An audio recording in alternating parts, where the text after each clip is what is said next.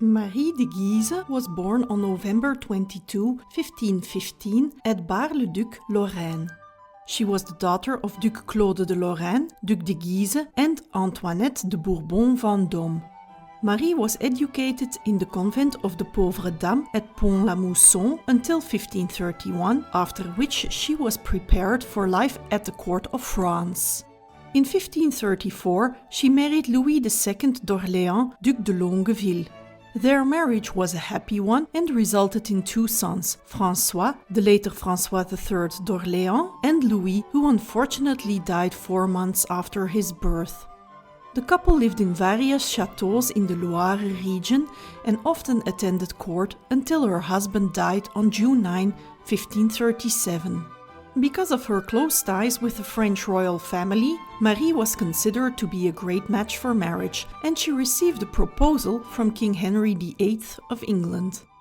Marie, who was exceptionally tall for the time, declined, alluding to the beheading of Anne Boleyn by saying, "I may be tall in stature, but I have a very little neck." Henry VIII went on to marry Anne of Cleves instead. On May 9, 1538, Marie married King James V of Scotland by proxy in the Sainte-Chapelle of the Château de Châteaudun in France. The official wedding took place on June 18, 1538 at St Andrew's Cathedral. The union between Marie de Guise and James of Scotland was arranged as a symbol of the alliance between Scotland and France, as Marie had strong ties to the French royal family. She was also described as healthy, strong and fertile, which was important to the Scottish succession. When Marie left for Scotland, she was forced to leave her son, François, in France. Outwardly, de Guise behaved as if she was content to be in Scotland, but in letters to her mother, she expressed her longing to see France and her son, François. The 4-year marriage between James and Mary was not happy due to James's infidelity, his ongoing depression, and the constant pressure which was placed on Marie to produce an heir to the throne. After the birth of 2 sons, James and Robert, who both died young, her daughter Mary Stuart was born on December 8, 1542. Her husband died 6 days later, on December 14, making the newborn daughter reigning Queen of Scotland. A government led by a regent needed to be set up. Normally, the regency of an underaged monarch was led by the mother of said monarch, but Marie was not considered for the position.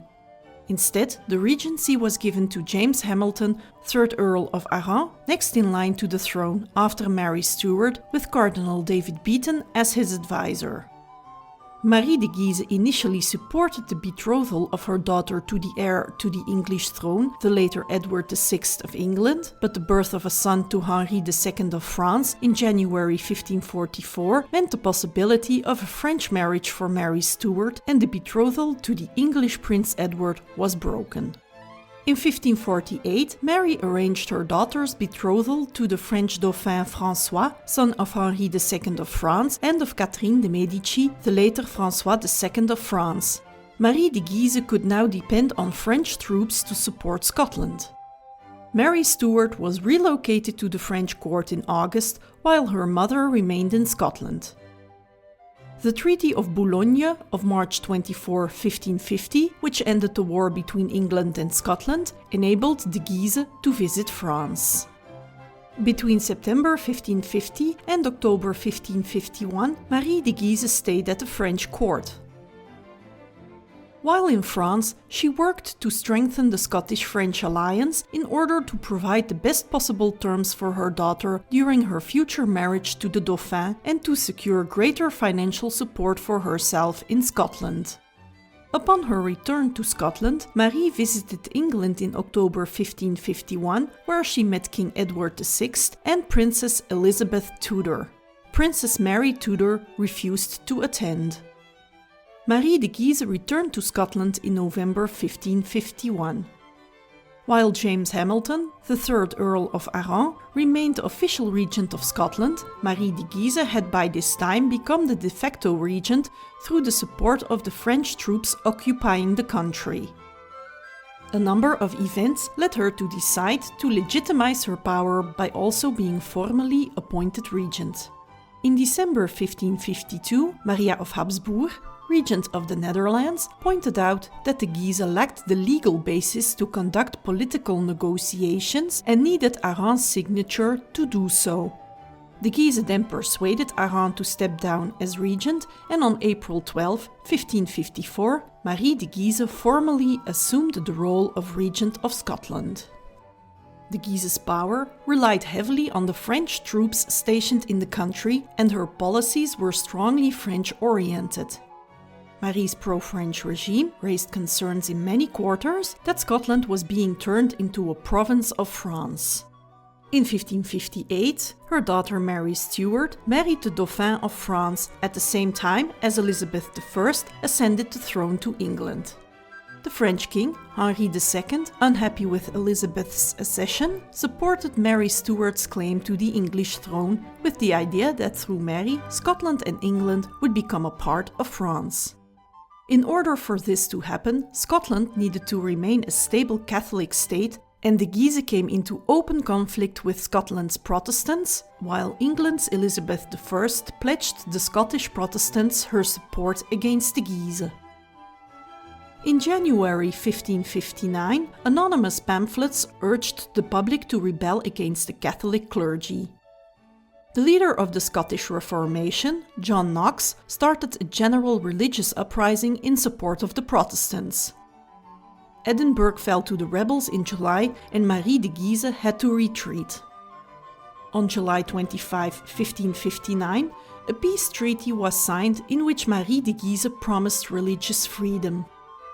In September 1559, the Earl of Arran was proclaimed the new regent of Scotland by the opposition, and a new rebellion broke out. Marie de Guise summoned further French reinforcements to defeat the rebels, which led the Protestant party to renounce Marie further on the ground that she had betrayed Scotland to France. The French troops remained victorious against the rebels until January 1560, when English troops arrived in Scotland to support the Protestants. Marie de Guise was found dead in her bed on the morning of July 11, 1560, at Edinburgh Castle.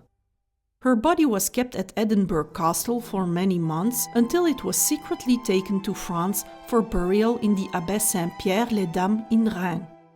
There were rumors that Marie had been poisoned by Francis Walsingham, but these rumors have been completely dismissed by historians. Her death resulted in the Treaty of Edinburgh, in which both France and England agreed to withdraw their troops from Scotland. The regency was taken over by James Stuart, the first Earl of Moray, until her daughter Mary Stuart returned to Scotland the following year. Marie de Guise has often been described, both contemporarily and historically, as an intelligent and gifted politician whose aim was to preserve a Catholic and pro-French Scotland for her daughter. Thank you for watching.